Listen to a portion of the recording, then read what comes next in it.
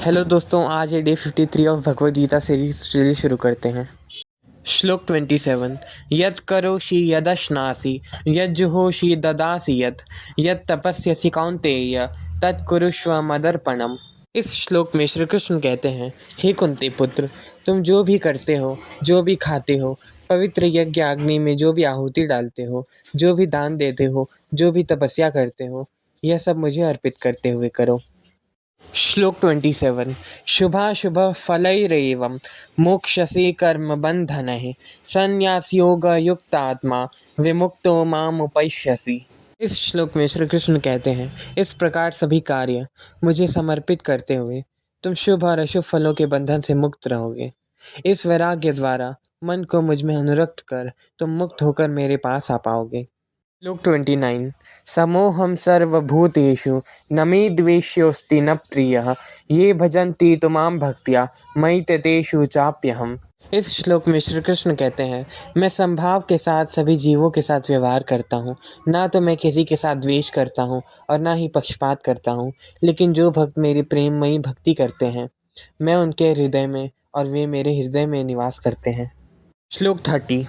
अपि चेत सुदुराचारो भजते मां नन्यभाक् साधुरेव समन्तव्यः सम्यगव्यवसितो हि सः।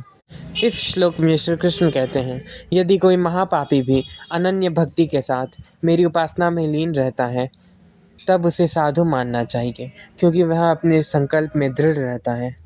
श्लोक 31। क्षिप्रं भवति धर्मात्मा शश्वच्छन्तिं निगच्छति कौन्तेय प्रतिजानीहि न मे भक्तः प्रणश्यति।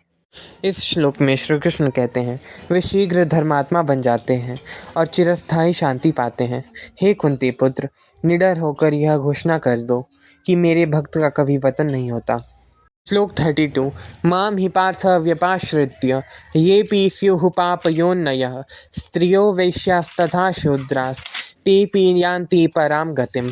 इस श्लोक में श्री कृष्ण कहते हैं, वे सब जो मेरी शरण ग्रहण करते हैं, भले ही वे जिस कुल लिंग जाति के हों और भले ही वे समाज के तिरस्कृत ही क्यों ना हो, वे परम लक्ष्य को प्राप्त करते हैं। श्लोक 33। किं पुनर्ब्राह्मणः पुण्या भक्ता राजर्षयस्तथा अनित्यं सुखम लोकमिमं प्राप्य भजस्व माम। इस श्लोक में श्री कृष्ण कहते हैं, फिर पुण्य कर्म करने वाले राजर्षियों और धर्मात्मा ज्ञानियों के संबंध में कहना ही क्या है। इसलिए इस अनित्य और आनंद रहित संसार में आकर मेरी भक्ति में लीन रहो। तो दोस्तों, हमारे आज के 7 श्लोक यहीं पर समाप्त होते हैं और हमने डे 53 भी कंप्लीट कर लिया है। Thank you.